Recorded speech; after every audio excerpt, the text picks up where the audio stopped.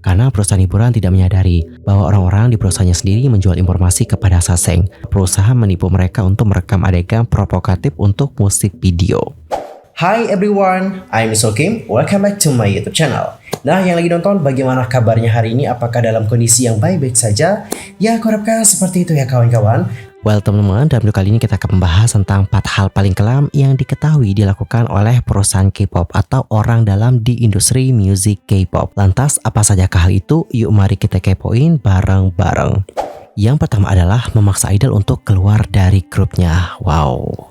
Jadi teman-teman, perusahaan K-pop dikenal keras nih terhadap idolanya karena ada beberapa kasus ketika seorang idol dikeluarkan dari grupnya. For example, ada ex-member dari U-KISS yang bernama Alexander. Dan Alexander ini sudah menceritakan bahwa suatu hari agensinya ini tiba-tiba memutuskan untuk mengeluarkannya dari U-KISS. Dalam salah satu tayangan YouTube, Alexander mengatakan, "Kami melakukan banyak acara di luar negeri dan saya membantunya. Saya bahkan mengajari mereka gimana sih cara pakai Twitter dan juga mempromosikan barang-barang kita. Tapi kemudian mereka mendatangiku dan juga berkata, kami lagi mikir nih untuk menukar beberapa member. Gimana kalau kamu bergabung dengan tim luar negeri aja?" Dan setelah mendengarkan statement tadi, Alexander tahu nih bahwa mereka itu hanya mencoba untuk mengusirnya dari grup tersebut. Kemudian seorang karyawan di agensi itu bahkan mencoba memberikan Alexander alasan untuk keluar dari grup itu. Lebih lanjut, Alexander menceritakan, seorang karyawan berkata nih sama aku, "Pikir deh Alexander, menurut kamu nih, di mana sih peringkat kamu dalam hal popularitas di Korea? Kamu nggak populer."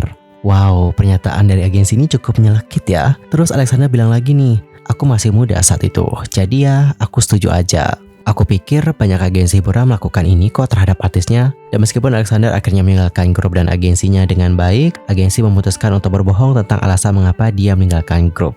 Agensi menyatakan bahwa saya meninggalkan grup karena ingin kembali ke sekolah. Wow, itu sangat bohong ya teman-teman ya. Nyatanya Alexander keluar dikarenakan mereka, bukan dikarenakan Alexander yang pengen kembali ke sekolah. Dan untuk informasi, Alexander ini merupakan idol kelahiran Hong Kong dan juga besar di Macau. Ia memulai karirnya ketika ia merasa harus mengunjungi tanah air ibunya, yaitu Korea Selatan. Singkat cerita, Alexander itu kayak tertarik dengan industri hiburan Korea. Meskipun nggak tahu caranya nyanyi gimana, ngedance gimana, atau bahkan berbicara dengan bahasa itu kayak gimana, pada akhirnya dia dipilih oleh CEO NH Media saat berada di gym. Sander pun memulai debutnya sebagai member U-KISS pada tahun 2008 dan merupakan bagian dari ketenaran grup tersebut melalui lagu-lagu hits seperti Man Man Honey.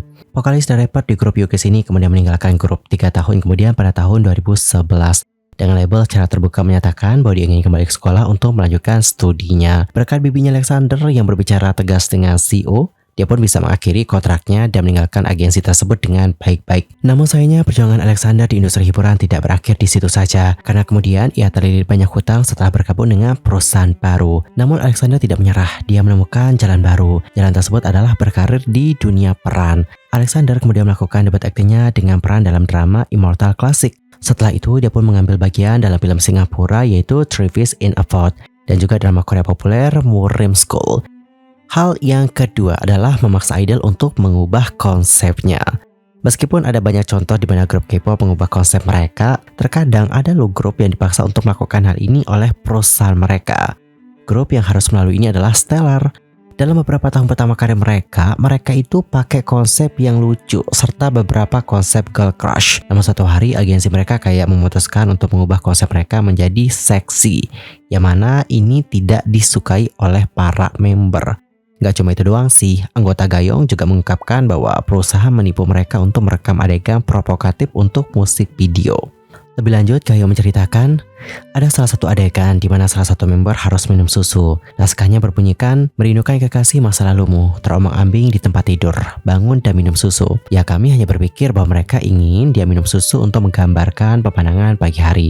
Anggota itu meminum susu untuk adegan itu. Namun mereka rupanya mengatakan kepadanya, tumpahin dong susu sambil minum. Dia pikir dia menumpahkannya untuk menunjukkan bahwa karakternya tidak memiliki kekuatan. Tapi kami terkejut ketika membaca komentar yang mengatakan adegan ini bisa membuatmu membayangkan suatu tindakan tertentu. Anggota yang syuting saat itu baru berusia 20 tahun dan dia juga sangat terkejut sehingga dia tidak bisa minum susu putih hingga hari ini. Dia sangat terluka, tidak ada yang tahu itu atau tujuan adegan tersebut.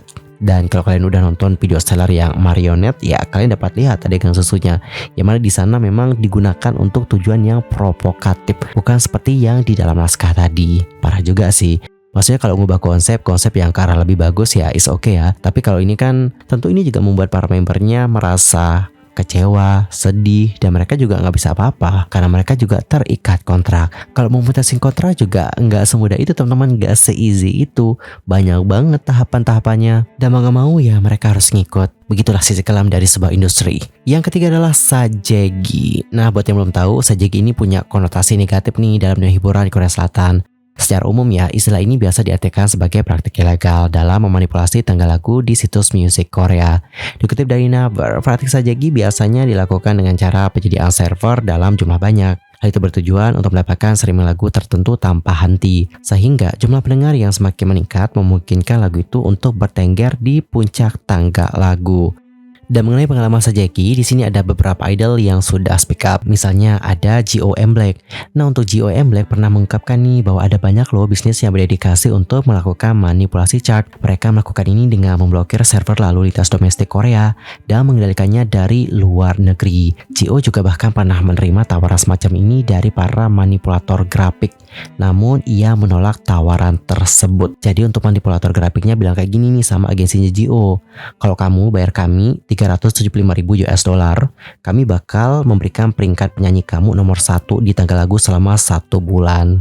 Kemudian yang paling heboh juga nih ada rapper dari grup Block B yang bernama Park Kyung. Pada kala itu Park Kyung menuliskan, "Aku pengen nih melakukan sajegi seperti Vibes, Song Hye, Lim Jae-hyun, Jung Sang-keun, Jang Dok-chol, dan seperti Hwang In-wook." Wow, sangat-sangat to the point ya, Wak. Gak nyindir lagi nih tapi langsung mention.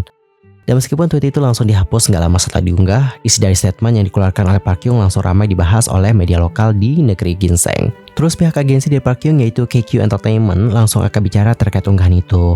Perwakilan dari agensi minta maaf kepada pihak yang merasa dirugikan oleh tweet yang ditulis oleh Park Kyung. Agensi juga mengklarifikasi bahwa Park Kyung menyatakan tuduhan mengenai sajegi hanya berdasarkan pada beberapa rumor yang berkembang di dunia hiburan tanpa mengecek kebenaran tersebut. Dan aksi Park Kyung yang mengeluarkan statement tentang adanya sejumlah nama musisi yang dituduh melakukan sajegi menimbulkan pro dan kontra di kalangan netizen. Ada yang memuji dan ada yang mengkritik. Gak hanya netizen saja, sejumlah nama musisi yang disebutkan oleh Park Kyung dalam cuitannya juga bereaksi. Melalui perwakilan, agensi masing-masing dari musisi seperti Vibes, Song Hye, Lim Jae-hyun, Jung Sang-keun, Jang Dok-chol, dan Hwang In-wook mengeluarkan bantahan telah melakukan praktik sajegi untuk mempromosikan lagu mereka. Seluruh musisi itu juga menegaskan bahwa pihaknya akan melayangkan gugatan hukum terhadap Park Kyung atas tuduhan telah melakukan pencemaran nama baik. Dan meskipun harus dihadapkan pada gugatan hukum dari sejumlah musisi yang ia sebutkan dalam cuitannya, Park Kyung juga mendapatkan dukungan nih dari berbagai pihak yang menyuarakan perlunya ada tindakan tegas untuk memberantas praktik sajegi. Dan yang keempat adalah anggota staf penjual informasi kepada Saseng Fans. Ini sih yang paling parah ya. Buat yang belum tahu, Saseng Fans ini adalah penggemar yang dapat kita sebutkan penggemar yang overdosis kali ya, atau yang obsesi banget lah. Dan saking terobsesnya mereka sama seorang idol ini, mereka itu juga bahkan gak segan-segan untuk melanggar privasi dari seorang idol. Dan meskipun banyak perusahaan mencoba melindungi artis mereka dari Saseng Fans dengan memasukkan mereka ke dalam daftar hitam, tampaknya Saseng Fans dapat dengan mudah melewati hal tersebut. Ada seorang mantan Saseng yang bernama Kasami Yamamoto menjelaskan betapa banyak perusahaan K-pop memiliki anggota staf yang menjual informasi kepada para Saseng Fans. Melalui Quora, Kasami Yamamoto mengatakan, kebanyakan perusahaan entertainment mengklaim mencoba dan melindungi idol mereka dari Saseng dengan metode seperti memasukkan Saseng ke dalam blacklist. Namun Saseng dapat dengan mudah kok melewati hal ini karena perusahaan hiburan tidak menyadari bahwa orang-orang di perusahaannya sendiri menjual informasi kepada Saseng hanya untuk mendapatkan uang. Ada perusahaan yang sebenarnya tahu, tapi ada juga yang tidak. Wow, serem juga sih kalau stafnya yang jual informasi ya. Aduh, nggak kebayang sih. Dan Yorobun dari keempat hal tadi mana nih yang buat kalian mungkin geram, sedih, atau kayak nyesek banget? Ntar komen ya di kolom komentar. Well, cukup sekian untuk hari ini. I'm so pamit dan aku juga mohon maaf jika ada kesalahan baik dalam ucapan, sikap, tindakan, and everything. I'm so sorry banget. See you next time. Goodbye.